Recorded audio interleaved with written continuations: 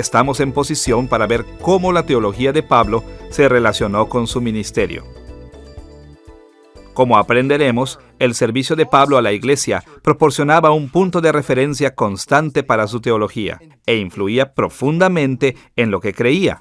Por esta razón, debemos ver varias dimensiones de su ministerio. Veremos específicamente 3 aspectos del ministerio de Pablo: su oficio apostólico, su misión apostólica y sus escritos apostólicos. Por lo menos en 20 ocasiones, Pablo se describió a sí mismo como un apóstol, frecuentemente explicando que era un apóstol de Jesucristo. Esta afirmación del apostolado era muy importante porque Cristo ordenó a los apóstoles hablar como voceros de Jesucristo con autoridad absoluta a la iglesia. Ahora, todos nosotros sabemos que Pablo no era uno de los apóstoles originales a quienes Jesús había escogido durante su ministerio terrenal. Sin embargo, él afirmaba ser un representante autorizado por Cristo. Pero, ¿cómo era esto posible? La respuesta está en el hecho de que Pablo cumplía un grupo de requerimientos establecidos para el apostolado. Mientras los apóstoles esperaban la venida del Espíritu Santo en el día de Pentecostés, Pedro determinó que un nuevo apóstol debería reemplazar a Judas. Así que Pedro explicó que los apóstoles autorizados por Cristo tenían que cumplir 3 criterios. Primero, según Hechos capítulo 1, versículo 21, tenían que haber sido enseñados directamente por Cristo durante su ministerio terrenal. Segundo, en Hechos capítulo 1, versículo 22, leemos que tenían que haber sido testigos de la resurrección de Jesús. Y tercero, en Hechos capítulo 1, versículos 23 al 26, encontramos que los nuevos apóstoles tenían que haber sido escogidos para el oficio por el Señor mismo. Pero, ¿y Pablo? Al primer vistazo, él falla en cumplir el primer criterio para el apostolado. Después de todo, él no siguió a Jesús durante su ministerio terrenal. Pero un vistazo más de cerca revela su calificación. En Gálatas capítulo 1, versículos del 11 al 18, Pablo reportó que inmediatamente después de su conversión, pasó 3 años en el desierto de Arabia. Él mencionó la extensión de este período para demostrar que aproximadamente igualó el tiempo que los otros apóstoles habían pasado con Jesús. Durante esos años, Jesús mismo enseñó el Evangelio a Pablo. Escuchemos las palabras de Pablo en Gálatas capítulo 1, versículos 11 y 12. Mas os hago saber, hermanos, que el Evangelio anunciado por mí no es según hombre, pues yo no lo recibí ni lo aprendí de hombre alguno, sino por revelación de Jesucristo. Pablo también cumplió con el segundo criterio. Todos nosotros sabemos la historia de la conversión de Pablo. En Hechos capítulo 9, versículos 1 al 6, leemos que Pablo, de hecho, vio al Cristo resucitado en el camino a Damasco. Él había visto al Salvador resucitado. Finalmente, según Hechos capítulo 9, versículo 15, Jesús mismo ordenó a Pablo en su oficio. Este versículo registra las palabras de Jesús acerca de Pablo. El Señor le dijo: «Ve, porque instrumento escogido me es este, para llevar mi nombre en presencia de los gentiles, y de reyes, y de los hijos de Israel». Y para que no haya duda alguna acerca de la validez del apostolado de Pablo, Gálatas capítulo 2, versículos 7 y 8, nos dice que los apóstoles originales confirmaron su llamamiento y apostolado. Como Pablo escribió: «Antes, por el contrario, como vieron que me había sido encomendado el evangelio de la incircuncisión, como a Pedro el de la circuncisión, pues el que actuó en Pedro para el apostolado de la circuncisión, actuó también en mí para con los gentiles». Los otros apóstoles reconocieron que el apostolado de Pablo era comparable con el de Pedro.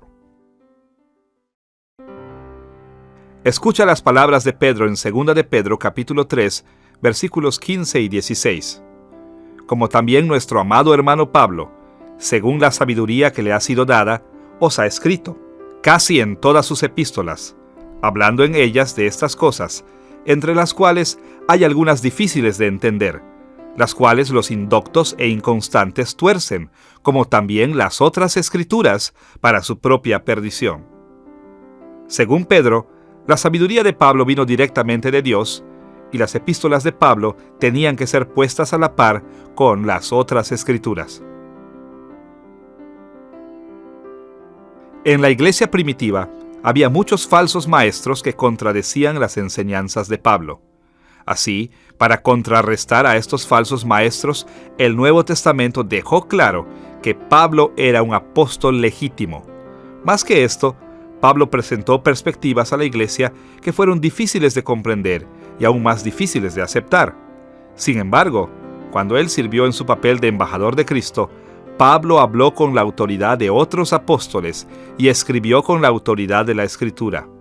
No importaba lo que dijeran, sus perspectivas tenían que ser juzgadas por el estándar de las enseñanzas de Pablo. De hecho, sus escritos llevaban la autoridad de Cristo mismo. No podemos seguir a Cristo sin seguir a Pablo. Aún hoy en día los cristianos fieles deben ajustar su teología a la de él. Ahora que tenemos la autoridad apostólica de Pablo en mente, debemos ver su misión apostólica. ¿Qué hizo Pablo como apóstol? ¿Cuál era su trabajo?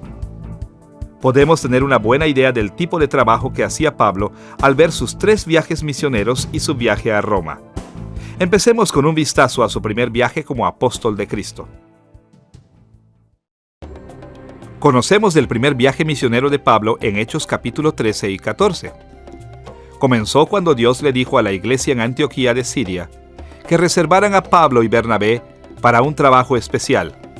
Inmediatamente después de esto, el Espíritu Santo guió a estos hombres a través de la isla de Chipre.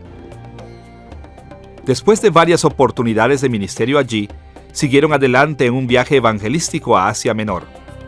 La práctica inicial de Pablo era proclamar el evangelio principalmente en las sinagogas judías, pero después de enfrentar mucha resistencia por parte de los judíos, comenzó a predicar también a los gentiles.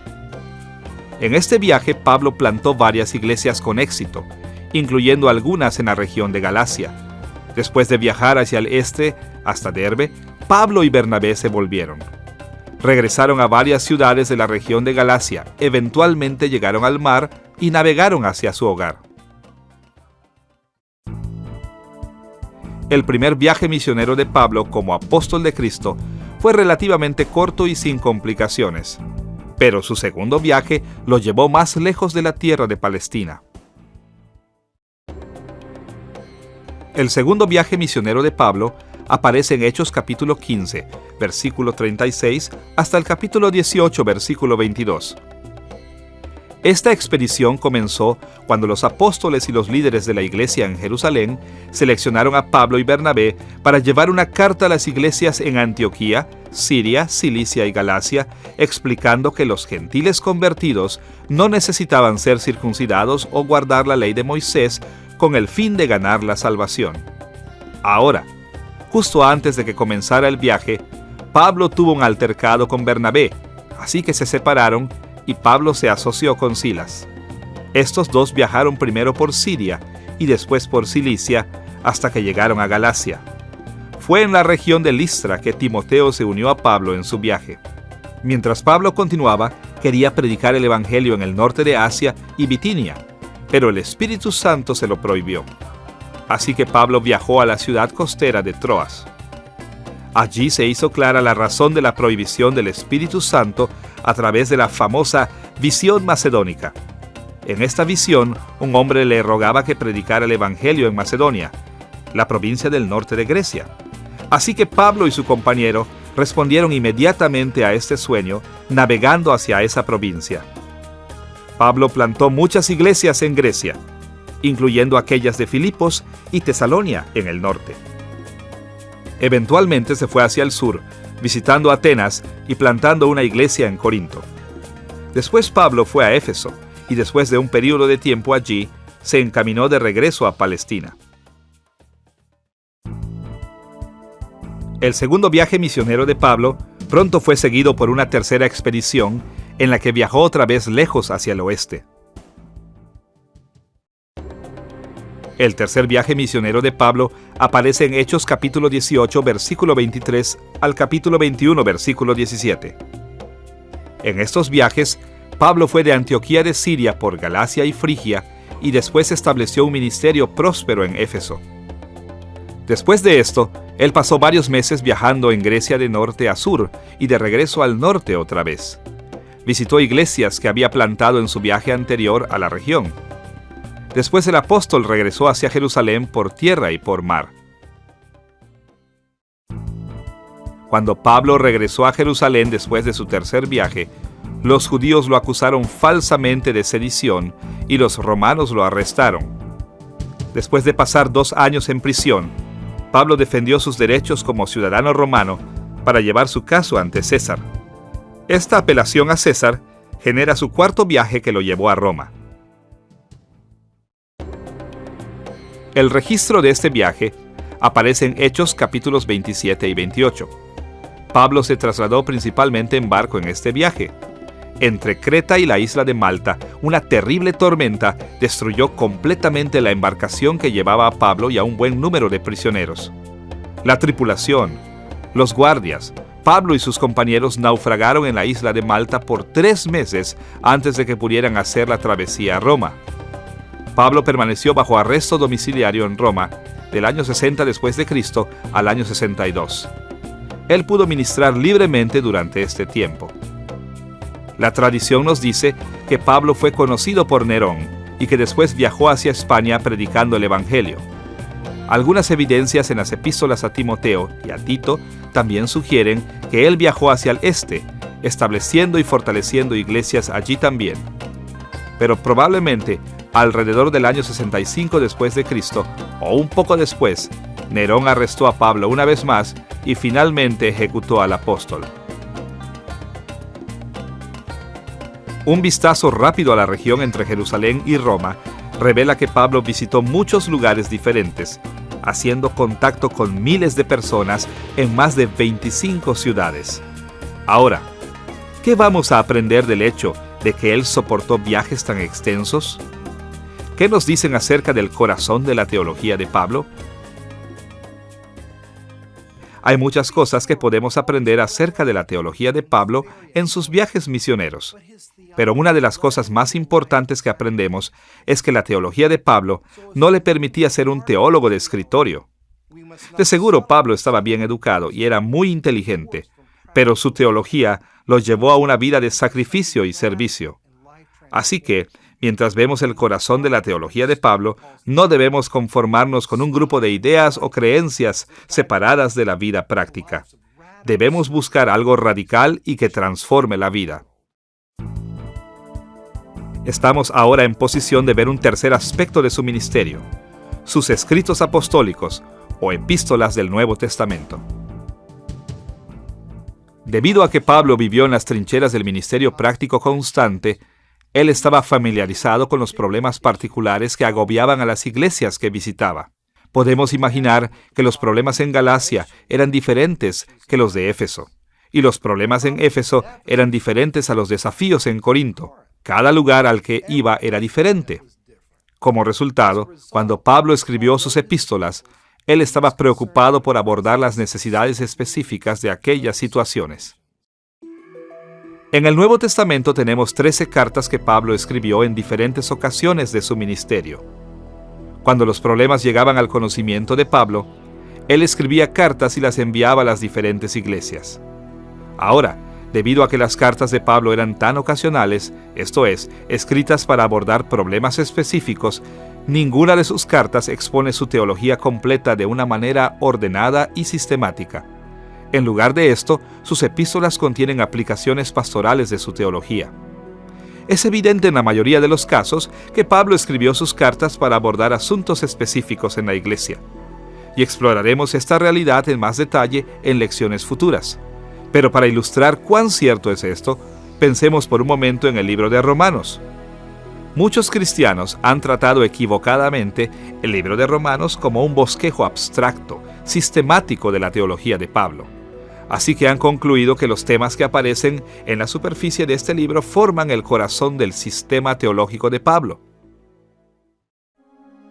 Pero un examen más de cerca de Romanos revela que Pablo escribió aún este libro para abordar problemas particulares, específicamente aquellos entre los cristianos de Roma. Una de las principales razones por las que Pablo les escribió fue para estabilizar las relaciones entre creyentes judíos y gentiles en Roma.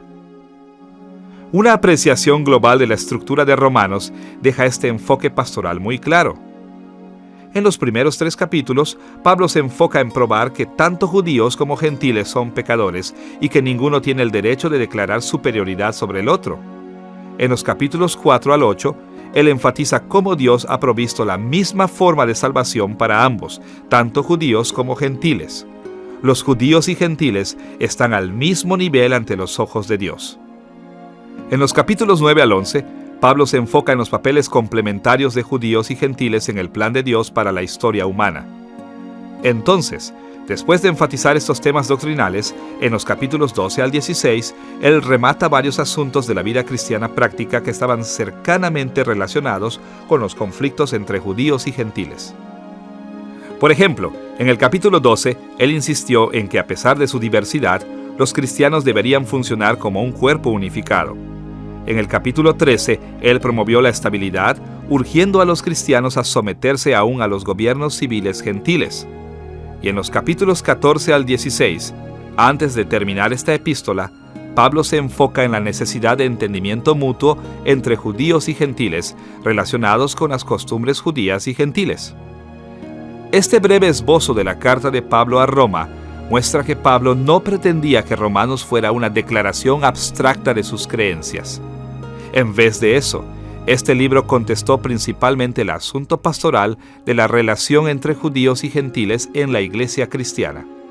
Como cualquier otra epístola, Romanos fue una aplicación de la teología de Pablo a algunas necesidades muy específicas. Ahora, estamos en lo correcto al creer que Pablo tenía un conjunto lógico de creencias teológicas bien formado, o lo que podríamos llamar una teología sistemática. Pero el sistema teológico de Pablo nunca se escribió, aunque se refleja en sus epístolas. Hasta donde sabemos, el sistema teológico de Pablo nunca llegó a ser escrito totalmente. Sin embargo, podemos reconstruirlo en gran medida basados en las cartas que escribió. Para reconstruir el sistema teológico de Pablo, no debemos ver principalmente los temas que mencionó con más frecuencia. Esto es porque él pasó la mayor parte de su tiempo escribiendo de asuntos que fueron de interés particular a la iglesia de sus días.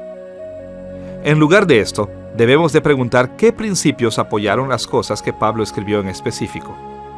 ¿Qué modelos coherentes de creencias explican mejor sus enseñanzas específicas? ¿Qué doctrinas conectan las diversas cosas que escribió a las diferentes iglesias?